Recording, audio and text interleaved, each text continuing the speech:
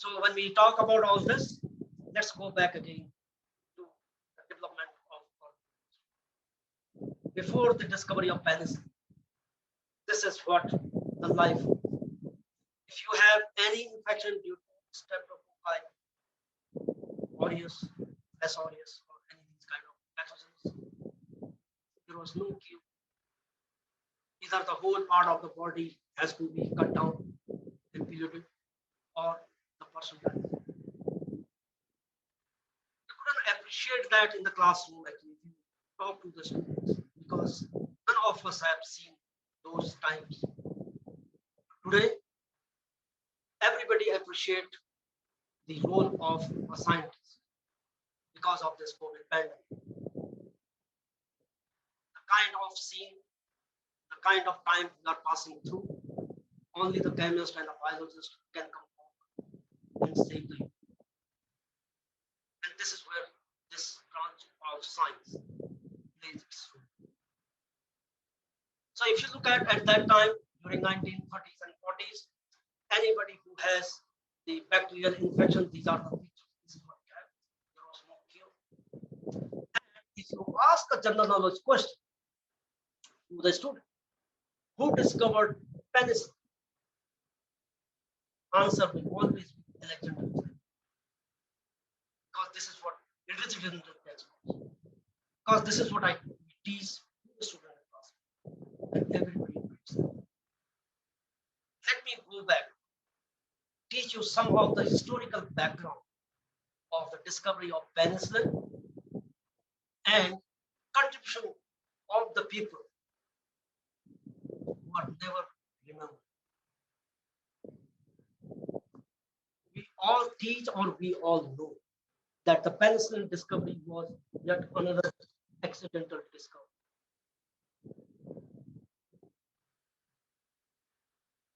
It is the detail that Fleming left his petri dish open. When he came back after a week, it was open. He saw some mold there. Around that mold, there was lysis of bacteria. Let me tell you one, which is in the literature. He published this in 1929 in a British Journal of Experimental Pathology. And he talked about that the mold is nothing but a penicillin. And it has antibacterial property. He could not isolate penicillin. Penicillin structure was determined by Abraham and Dorothy Hodgkin, and synthesis was done by C. What was the contribution of Fleming? His contribution was observation that this mold lies the bacteria. That was the first discovery. No structure of the compound, no synthesis. Could not isolate. And he published only one paper on penicillin. There was no other paper. In 1936, Edward Florey read the paper of Fleming published in 1928 on penicillin, and he got interested in this. And he talked to his postdoc, whose name was Jane, started working on the same problem, the penicillin. They isolated the penicillin the first time. They isolated. The university where they were working in had a medical hospital also. And in that medical hospital, there was one British police officer who had an infection of S. aureus. His name was Albert Alexander. Infection was so severe that one of his eyes has to be removed. Since there was no treatment available at that time, and death of the patient was certain, so these two gentlemen went to the hospital and offered that they had penicillin with them, but there is no clinical trial, nothing. If you all agree, we can use it for the treatment of this person. Since there was no other option, his family and the doctors agreed to that proposal. He was treated. Became the first person to be treated by penicillin, and his health improved. Unfortunately, enough penicillin was not. So it relapses, later on he died. At that particular point, it means what? The penicillin yield was very poor. At that particular point of time, another biochemist pitched in. His name was Norman Heatley. Norman Heatley was the person who developed a makeshift mold factory to increase the antibiotics production. When later on, Florey said that the project was originally driven by scientific interest, that the medical discovery was a bonus. They never realized they are going to make this kind of discovery, which will change the all aspect of the disease caused by bacteria. Never realized. Then Florey and Jane developed another strain of penicillin, and that increased the yield 100 times. Then mutation was carried out, 1,000 times more penicillin production was started. Death rate dropped to 1% from 18% during World War I. World War II, the death rate was very small. But soon credit was given.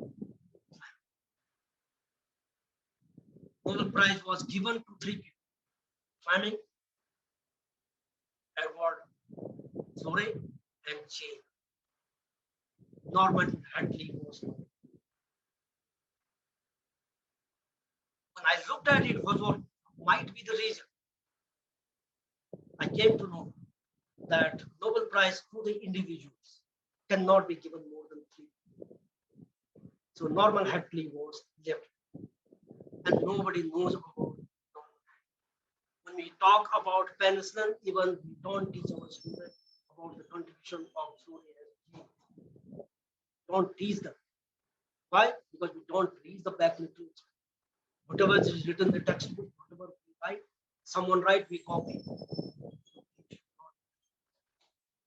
But in words of great Oxford Professor Sir Henry Harris, what he wrote, without Fleming, no Jane or Florey. Without Florey, no Heatley. Without Heatley, no penicillin. This was the conclusion.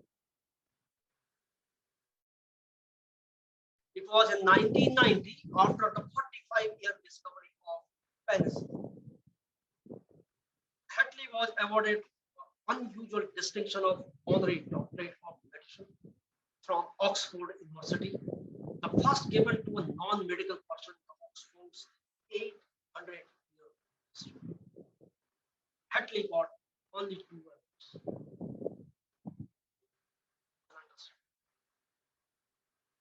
How people found those who had that kind.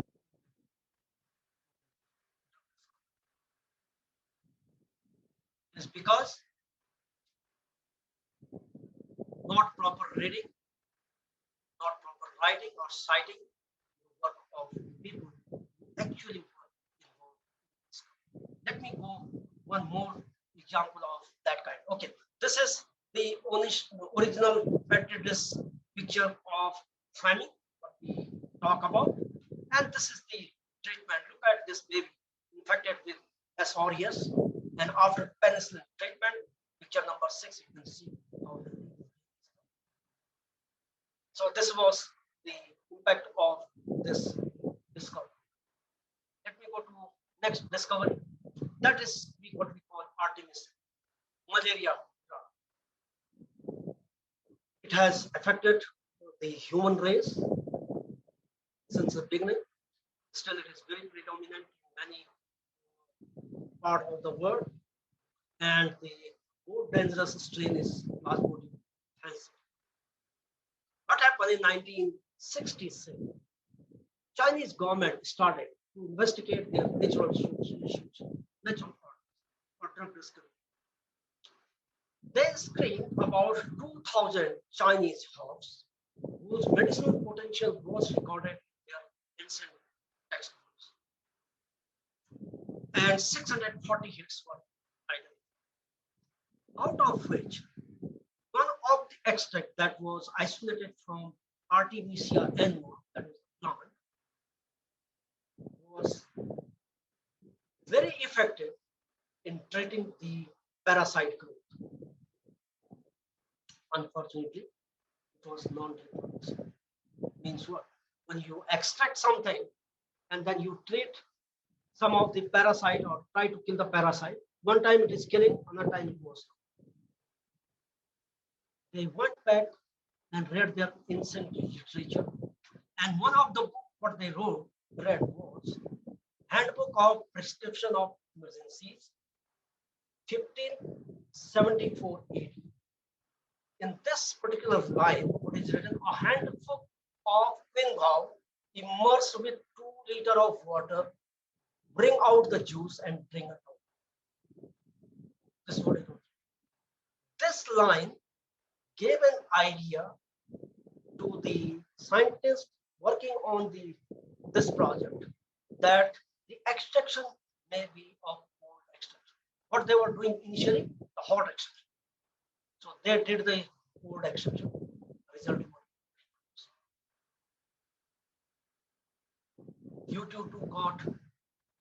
UU got a Nobel Prize in Medicine in 2015 for the discovery of Artemisinin. You know, at that time, 1960s or so, clinical trials were very famous. Not clinical trials, still anything wrong. But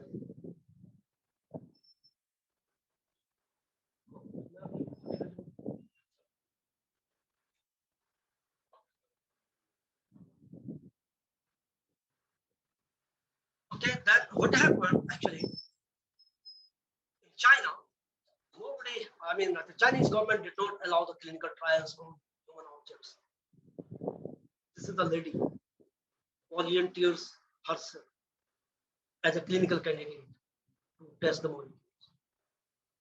Finally, some of her colleagues came forward. The molecule which they isolated from Artemisia annua, the picture of the plant is shown over here. They proved that it is efficacious. It can be used for the treatment of malaria. She got the Nobel Prize in 2015 for discovery of Artemisinin is the only drug for the treatment of malaria caused by plasmodium. Some of the historical disaster of drug discovery program, sulfonamide drugs, we all know, we consider them very safe drugs, but if you take overdose, this is what it happens. Another very famous example is the discovery of thalidomide. Whosoever teach stereochemistry to the student in the classroom, this is the first example which should be taught to the student to give them the impression why stereochemistry is important. Now look at this molecule, penicillin. It has a chiral center. 1940s. This crisis erupted in 1961-62. Tetrahedral carbon was discovered in 1874 by Leibler-Montauf. Nobody realized the importance of the chiral center in the molecule in the biological system till the disaster of thalidomide. Let me just move on. So what happened? This thalidomide, what was that molecule? The thalidomide actually was a molecule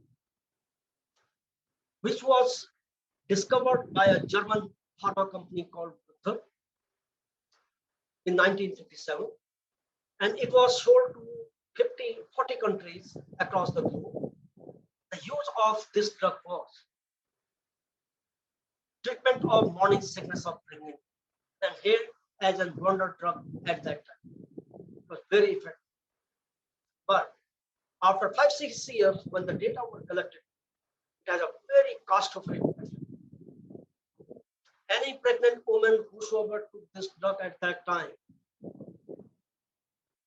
when they were pregnant, either the babies died or survived, had permanent disability like this. The drug was withdrawn from the country. More than 10,000 babies died. A Brazilian woman killed the child was born something like this, was not punished under the law because the child was paranoid. Now, if you look back, the structure of thalidomide on the top, right here, this molecule is very simple. But if you look at this carbon center here, that's the chiral center. So when there is a chirality, it means it will show enantiomer. One chiral center means two enantiomers, this one and this one. Remember, hydrogen is the smallest element of the periodic table. Hydrogen is above the plane or the below the plane of this tetrahedron. Made such a fast. Again, tetrahedral carbon concept 1870. Penicillin discovery 1940s. Nobody realized that the chirality can affect the biological system. That is, it was only the disaster of thalidomide that taught us. No, we should teach, we should practice chemistry. Right? Here onwards, now you cannot sell any compound as a racemic mixture. What happened actually? This compound was a racemic mixture of these two. One was sedative, good effect, that was protective.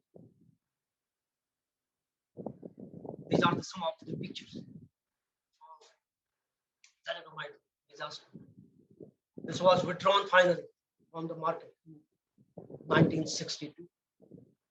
But 1998, it emerged back. It was licensed for the treatment of leprosy.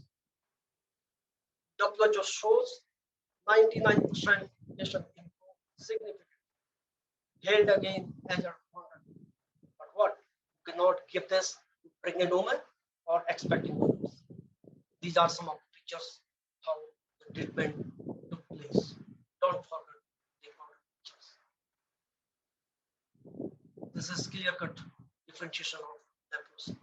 This is how it is being used nowadays. Now, the chemistry is so advanced, you can synthesize the sedative isomer exclusive, where you don't have the another enantiomer. Can it be used as a drug for the treatment of pregnant women again when you have only one enantiomer? Answer is no. Why? When this goes to the biological system in your body, this hydrogen is acidic, comes back, gets something like this. Now it goes back, get this racemization in the body. So, though you are using a pure enantiomer for the treatment of that kind of alignment, but it should not be given because of this. And this is what it is. Childish fantasy. How much importance of that particular subject these young chemists develop the concept of geometrical isomers. We all teach them, students. Melting point, physical properties varies. Another beautiful example is cisplatin and transplatin. Cisplatin is a drug, trans is not, because the way it binds DNA.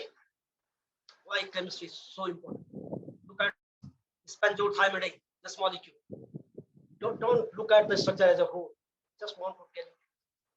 This molecule was isolated from spawns from a sea in 1950. 1985, 35 years later, a molecule was synthesized. Look at the structure. Same structure. This OH is missing. This OH becomes N3. This is the first drug for the treatment of AIDS disease. And it has 130 billion US dollar. Thalidomide, I already talked. People always criticize the medicinal chemistry. They say there is no chemistry in medicinal chemistry. Yes, we agree to that. But if the medicinal chemistry gives you the drug, small change makes a huge difference. Nobody can predict that. Look at it. This molecule. What is the change? Change is the Cl is removed, and this benzene is thiophenol.